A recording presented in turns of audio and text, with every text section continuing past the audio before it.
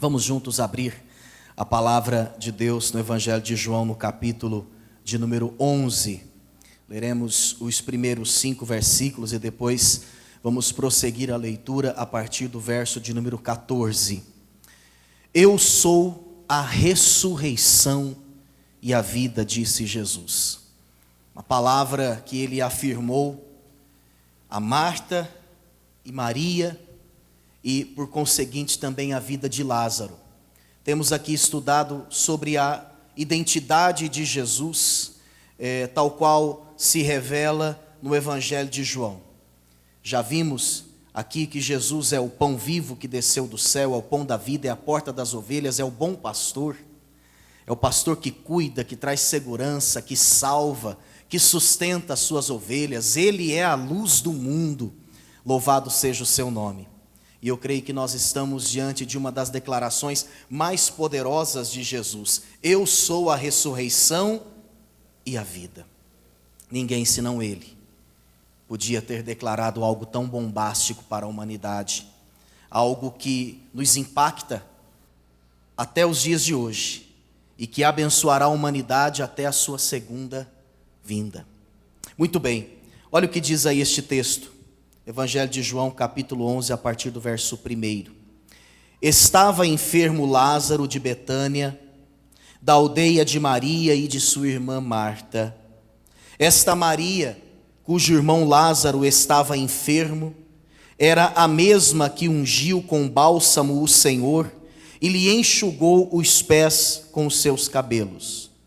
Mandaram, pois, as irmãs de Lázaro dizer a Jesus: Senhor, está enfermo aquele a quem amas. Ao receber a notícia, disse Jesus: esta enfermidade não é para a morte, e sim para a glória de Deus, a fim de que o Filho de Deus seja por ela glorificado. Ora, amava Jesus a Marta e a sua irmã e a Lázaro. Me acompanhe agora no verso 14. Então Jesus lhes disse claramente: Lázaro morreu, e por vossa causa me alegro de que lá não estivesse, para que possais crer, mas vamos ter com ele. Então Tomé, chamado Dídimo, disse aos condiscípulos: vamos também nós para morrermos com ele. Chegando Jesus, encontrou Lázaro já sepultado havia 4 dias. Ora, Betânia estava a cerca de 15 estádios de Jerusalém, cerca de 3 quilômetros. Muitos entre os judeus tinham vindo ter com Marta e Maria para as consolar a respeito de seu irmão. Marta, quando soube que vinha Jesus, saiu ao seu encontro. Maria, porém, ficou sentada em casa. Disse, pois, Marta a Jesus: Senhor, se estiveras aqui, não teria morrido meu irmão. Mas também sei que mesmo agora, tudo quanto pedires a Deus, Deus te concederá. Declarou-lhe Jesus: teu irmão há de ressurgir. Eu sei, replicou Marta, que ele há de ressurgir na ressurreição no último dia. Disse-lhe Jesus: eu sou a ressurreição e a vida. Quem crê em mim, ainda que morra, viverá. Eu sou a ressurreição, disse Jesus. Quais são as implicações dessa declaração para a nossa vida? Como isso nos impacta até os dias de hoje? De fato, nós deveríamos falar mais desta que é a principal base da fé cristã, a ressurreição. Falamos muito sobre isso no período pascal, no período da Páscoa, entrando ali praticamente no segundo bimestre de cada ano. Então ouvimos acerca do poder da ressurreição. Mas deveríamos fomentar mais esse assunto, até porque Paulo, escrevendo sua primeira carta aos Coríntios, ele afirmou no capítulo 15 que Se Cristo não tivesse ressuscitado, vã seria a nossa fé. Há um livro chamado A Maldição do Cristo Genérico.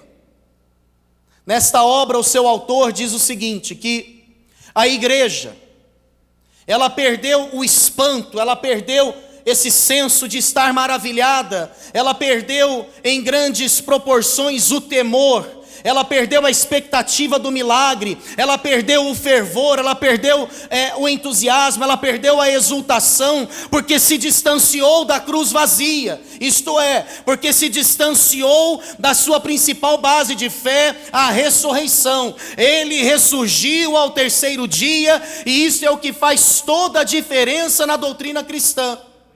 É isso que torna a nossa fé algo que vai além de uma ideologia. E Jesus, então, nesta passagem, ele está também incentivando aqui as irmãs Marta e Maria a crerem no poder da sua ressurreição. Jesus aqui não apenas se apresentou como a causa da ressurreição, não apenas disse que ele promoveria este milagre, mas ele disse: eu sou. Evocando aqui uma divindade, eu sou o próprio Deus, eu sou o Senhor da vida, da Zoe, aquele que dá sentido para a existência, aquele que pode projetar no seu coração a eternidade, ainda que você não esteja plenamente desfrutando dos céus de glória. Esse é o Deus a quem servimos. E o termo grego aqui para crer é pistel, aparece várias vezes neste capítulo.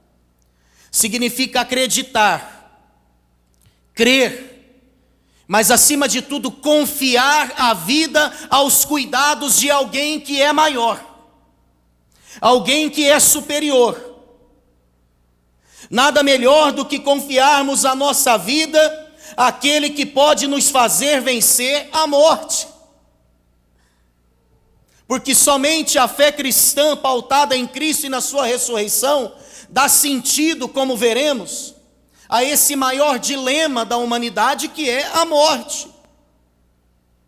Então, diante disso, irmãos, surgem algumas implicações muito poderosas. A primeira delas: nós fomos ressuscitados da morte do pecado, do domínio do pecado e de sua principal consequência e salário, que é a morte.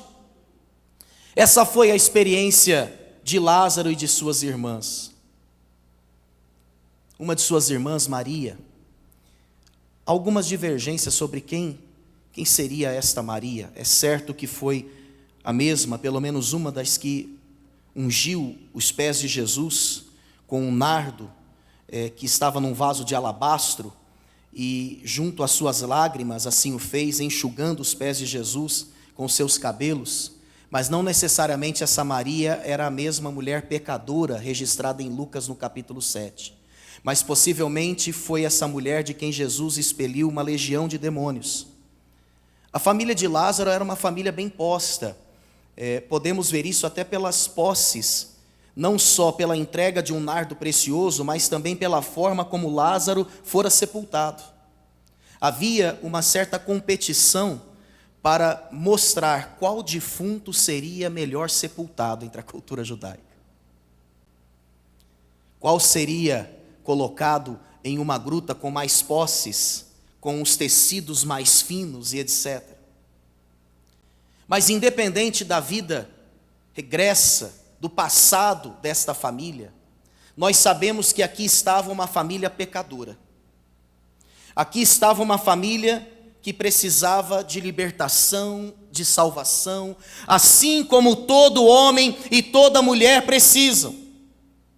Como é importante nós olharmos para a história desta família e enxergarmos a nossa própria história. Todo ser humano encontra-se totalmente perdido.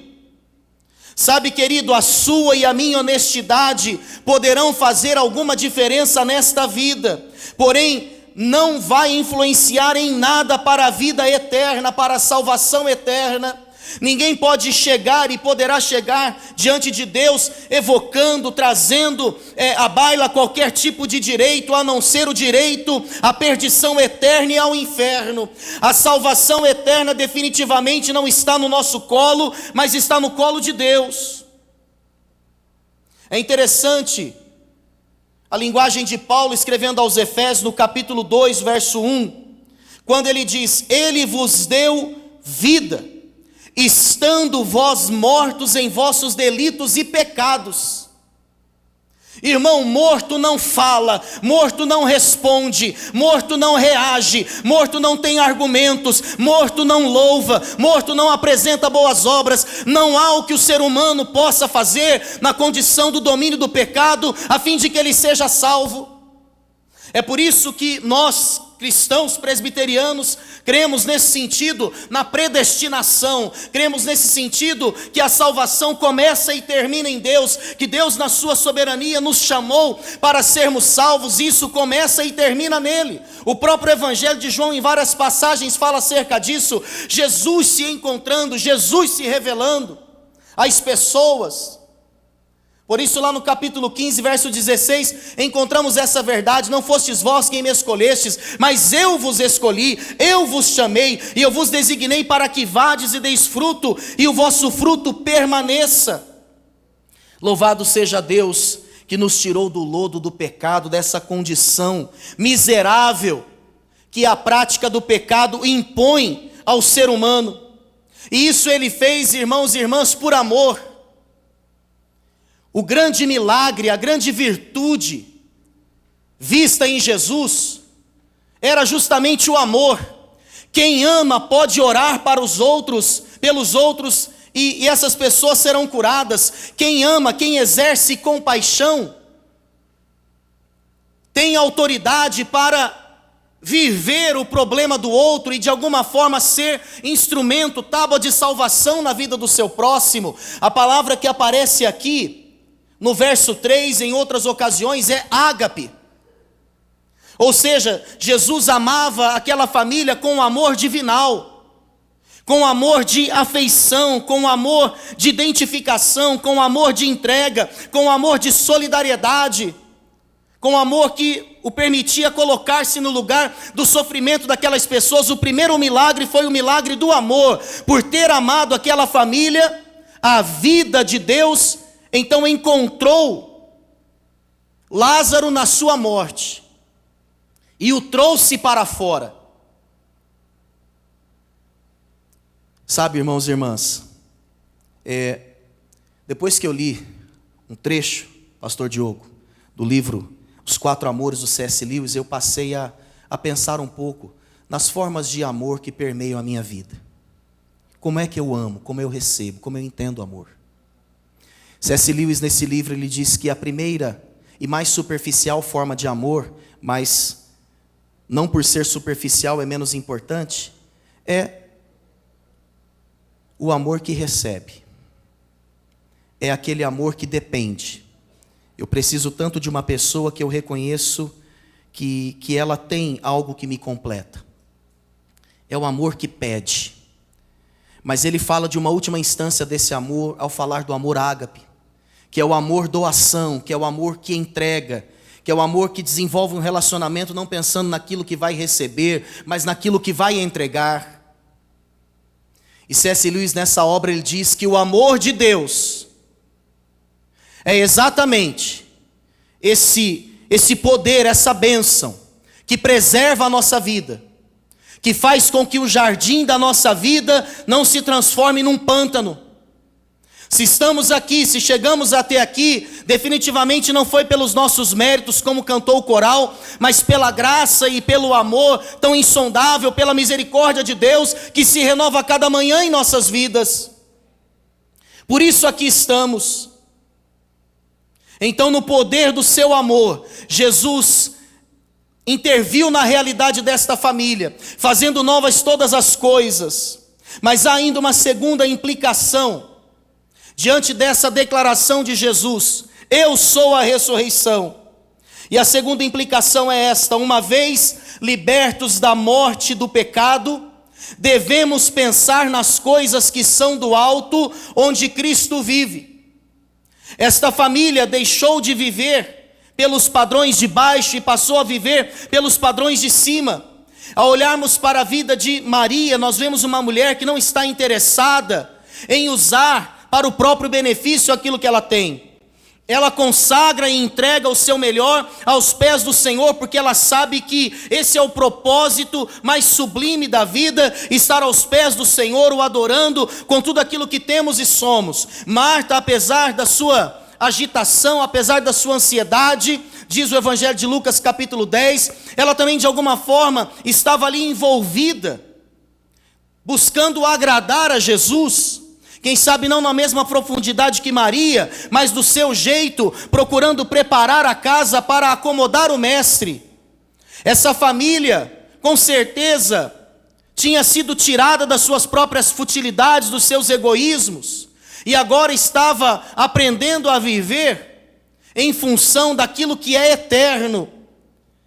Preparando essa palavra, eu me lembrei daquilo que Paulo escreveu aos Colossenses, no capítulo 3, no versículo 1, ele diz: portanto, se fostes ressuscitados juntamente com Cristo, buscai as coisas lá do alto, onde Cristo vive, assentado à direita de Deus. Essa expressão coisas do alto significa aquilo que é de cima, aquilo que está num patamar superior, aquilo que é celestial, aquilo que é excelente, aquilo que brilha tanto que não pode ser ofuscado sequer pela luz do sol. Irmãos, nessas coisas que devemos nos focar, que devemos nos preocupar, com essas coisas devemos estar ocupados. Quantas vezes a nossa vida ela se resume tanto a futilidades, a mesquinharias, estamos tão enraizados nesse mundo, parece que não nascemos de novo, parece que não sabemos de onde viemos e para onde vamos. Quanta vaidade, quanto desejo de baixo acaba tomando o nosso coração, quanta idolatria vamos construindo no nosso coração pela soberba da nossa vida. Quantas vezes a vida acaba se resume a uma busca por uma felicidade, a uma busca de uma conquista de algo que eu ainda aparentemente não tenho, e deposito sempre sobre uma nova aquisição a esperança de uma felicidade maior e mais intensa. Irmão, se a cruz vazia, se a ressurreição de Jesus não for suficiente para alegrar o povo de Deus, nada o será. Não será uma casa nova, um carro novo, um novo relacionamento, não será uma mudança no seu apartamento que vai trazer essa felicidade. Nós precisamos deixar de viver, diz Eugene Peterson, um evangelho genérico,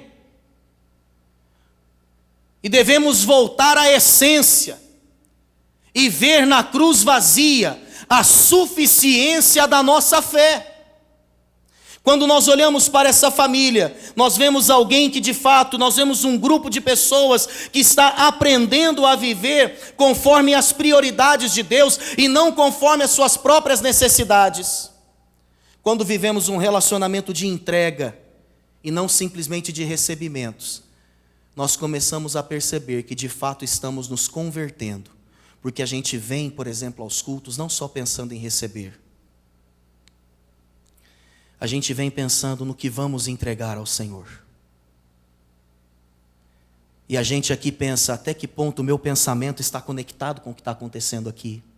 Até que ponto eu não estou aqui apenas de corpo presente? Até que ponto eu não estou assistindo mais uma celebração? Essa é a segunda implicação dessa verdade: eu sou a ressurreição e a vida. Se nós fomos libertos, como de fato fomos, da morte e do pecado, somos chamados a pensar naquilo que é do alto, onde Cristo vive. Se já experimentamos o novo nascimento, devemos viver em função daquilo que é de cima e não daquilo que é de baixo. Preste atenção nisso aqui, meu irmão. Não deixe que os apegos e preocupações deste mundo neutralizem a eternidade que Deus plantou dentro de você. A grande função de Satanás é de alguma forma tentar roubar essa semente da eternidade que Deus colocou no nosso coração.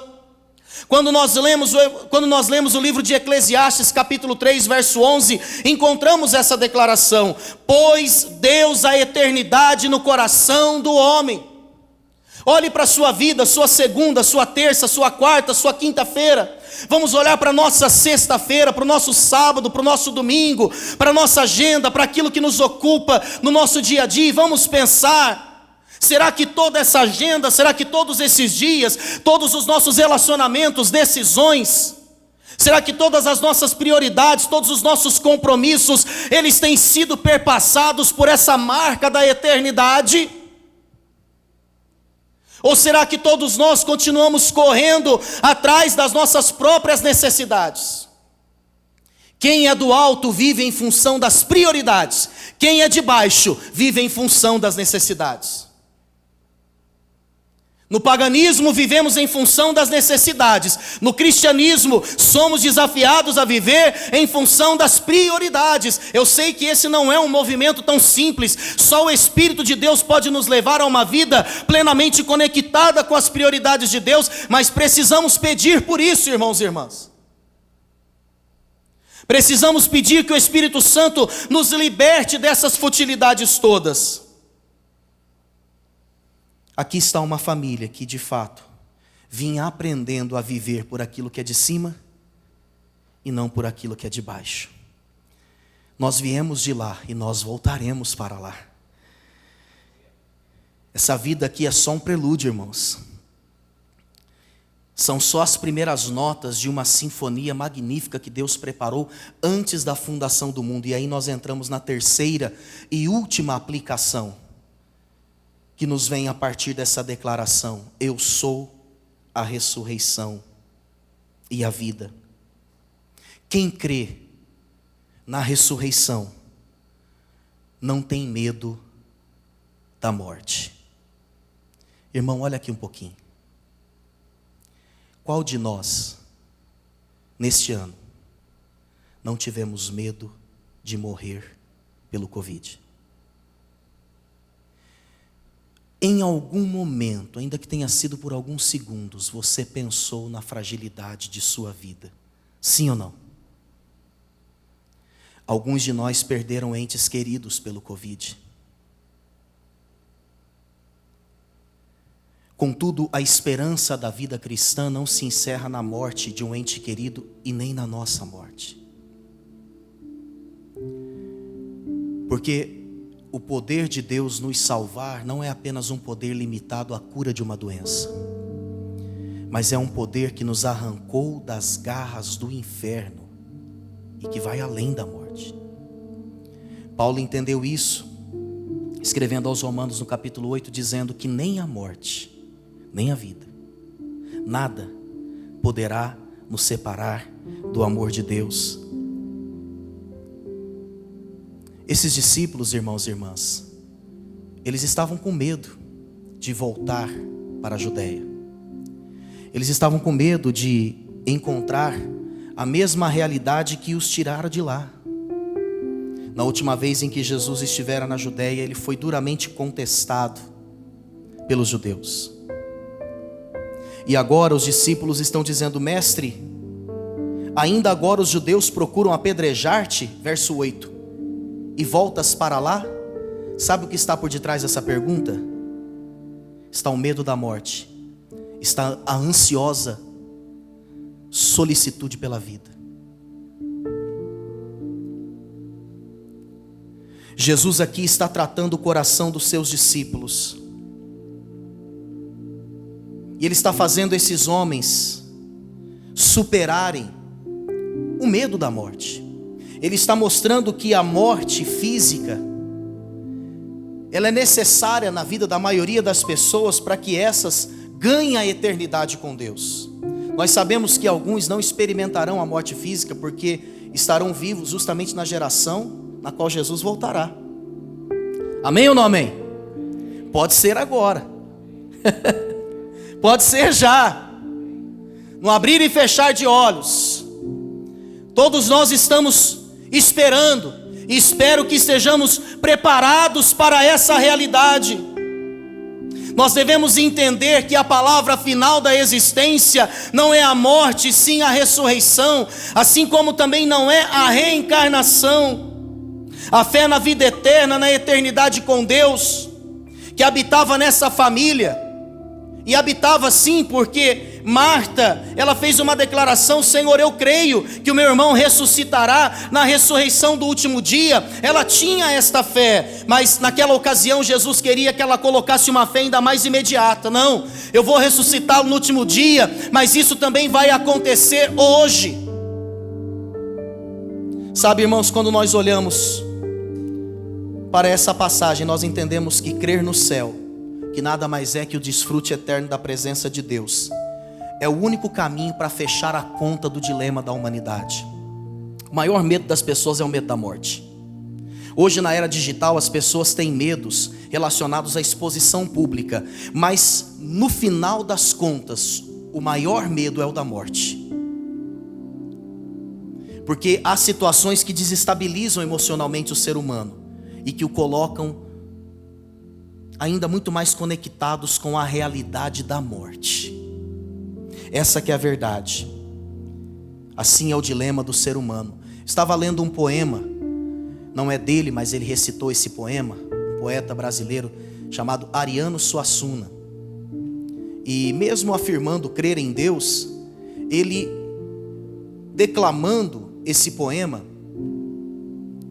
ele então nos faz pensar em como as pessoas não entendem a realidade da morte, como questionam o próprio Deus diante da realidade da morte. E ele diz assim: se eu conversasse com Deus, iria lhe perguntar: por que é que sofremos tanto quando viemos para cá? Que dívida é essa que a gente tem que morrer para pagar? Perguntaria também: como é que ele é feito, que não dorme, que não come e assim vive satisfeito? Por que foi que ele não fez a gente do mesmo jeito? Porque existem uns felizes e outros que sofrem tanto? Nascemos do mesmo jeito, moramos no mesmo canto. Quem foi temperar o choro e acabou salgando o pranto? Observe uma pergunta aqui nesse poema: que dívida é essa que a gente tem que morrer para pagar?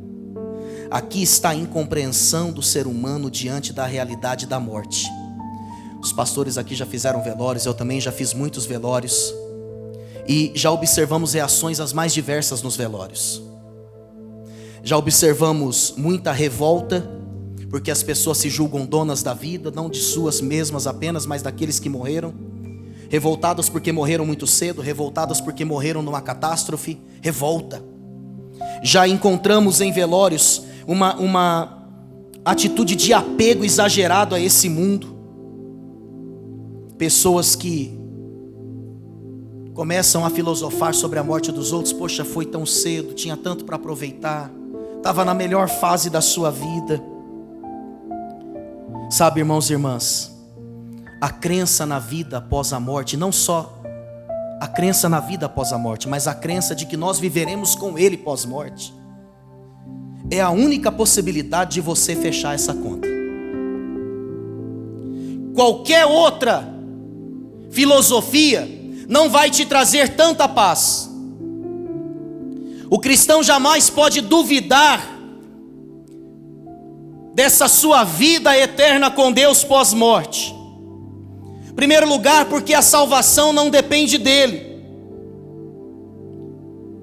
Porque essa salvação, ela não está em jogo pelos nossos deslizes morais. Tem gente que acredita que às 8 da manhã está salvo, mas às 10 cometeu um pecado, está perdido. Meio-dia orou pedindo perdão, está salvo, mas aí dormiu, teve um sonho lá meio atravessado e ora para Jesus não voltar naquele momento, se não está perdido. Que brincadeira é essa, que uma hora Deus salva e outra hora Deus nos condena? Nós precisamos ter a certeza da salvação em Cristo Jesus.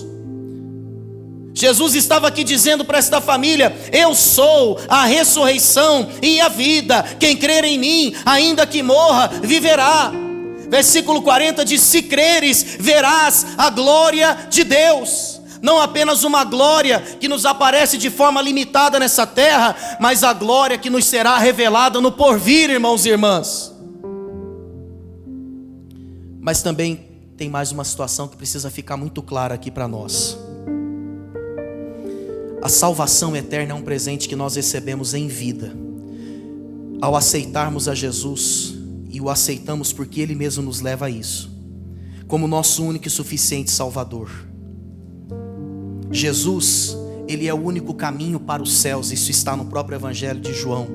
Deus o Pai jamais aceitará que alguém seja salvo senão pelo Filho, porque senão a obra teria sido vã. Isso desmonta a doutrina do purgatório, de que há um hotel celestial no qual as pessoas podem passar um tempo expurgando os seus pecados. Isso não é bíblico. Isso desmonta a doutrina da reencarnação, que diz que o ser humano ele pode sim se aprimorar, se reencarnando para ir melhorando gradativamente. Lucas capítulo 16 traz uma parábola do rico e Lázaro que explica muito bem isso. Hebreus 9, 27 diz de uma forma muito clara isso: ao homem está destinado a morrer uma só vez, vindo após isso o juízo. Então, irmãos e irmãs, essas verdades precisam estar muito latentes, muito definidas em nosso coração. As pessoas que têm mais medo de morrer nesse período, parece que são as que mais estão indo. Então eu espero que essa palavra traga uma paz ao seu coração. A estabilidade da sua vida não está na ausência dessa ou daquela enfermidade. A estabilidade da nossa vida está em saber que apesar da morte, nós estaremos com Ele. Fique em pé, nós teremos um momento de oração.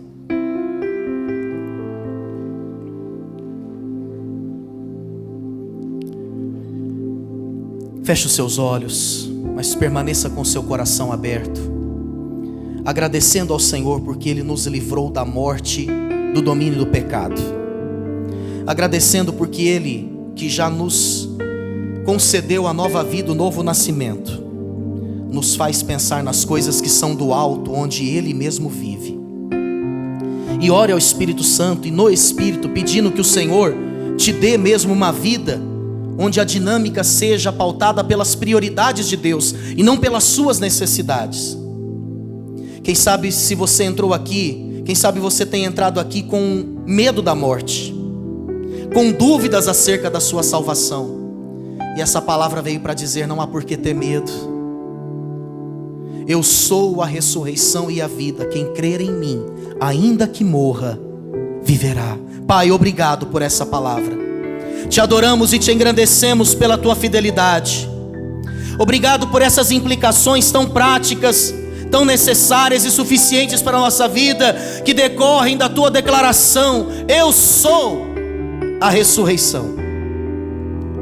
Pai, se tu és, nós também podemos ser em ti. Se o Senhor ressuscitou como cremos, nós também ressuscitaremos, Pai. A morte não irá nos deter. Obrigado, Senhor, porque tragada foi a morte pela vitória. Onde está a morte, a tua vitória, o teu poder de ferir? Obrigado, Senhor, porque receberemos um novo corpo glorificado, um novo nome, moraremos em um novo céu, numa nova terra. Te adoramos por essa confiança, Pai, inabalável em nossas vidas.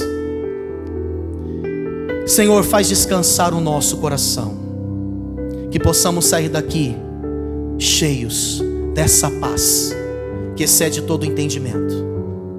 Obrigado porque a mesma voz que disse para Lázaro: Lázaro, vem para fora, é a voz que hoje nos diz: filho, fica tranquilo, eu sou o dono da tua vida, eu estou cuidando de você.